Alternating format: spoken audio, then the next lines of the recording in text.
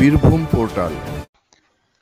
ডাকাতির ছক বানচাল, লোকপুর থানা পুলিশের তৎপরতায় বামাল সহ ধৃত দুই। ডাকাতির ছক বানচাল করে দুই দুষ্কৃতীকে গ্রেপ্তার করলো লোকপুর থানার পুলিশ। মঙ্গলবার রাতের দিকে লোকপুর থানার ওসি পার্থকুমার ঘোষ গোপন সূত্রে খবর পেয়ে লোকপুর ঝাড়খণ্ড সীমান্তবর্তী এলাকায় টহলরত পুলিশদের নজরদারি বাড়িয়ে তোলার নির্দেশ দেন। সেই মোতাবেক পুলিশের জাল বিস্তার হতেই দুই দুষ্কৃতীকে আটক করে পুলিশের জালে। পুলিশ সূত্রের খবর, বেশ কিছু দুষ্কৃতী যানবাহন এবং পথচারীদের উপর সড়ক ডাকাতির প্রস্তুতির জন্য জড়ো হয়েছিল স্থানীয় থানার বারাবন জঙ্গলের মধ্যে। পুলিশ দেখা মাত্রই বেশ কিছু জমায়েতকারী পালিয়ে গেলেও দুজনকে আটক করে পুলিশের হাতে। পুলিশ তাদের কাছ থেকে লোহার রড, হাঁসোয়া, দুটি মোবাইল, একটি মোটরসাইকেল বাজেয়াপ্ত করে থানায় নিয়ে আসে। ধৃতদের বুধবার দুবরাজপুর আদালতে তোলা হয় বলে পুলিশ সূত্রে খবর। ধৃতদের কাছ থেকে 1 রাউন্ড গুলি সহ একটি পাইপ গান উদ্ধার হয়েছে।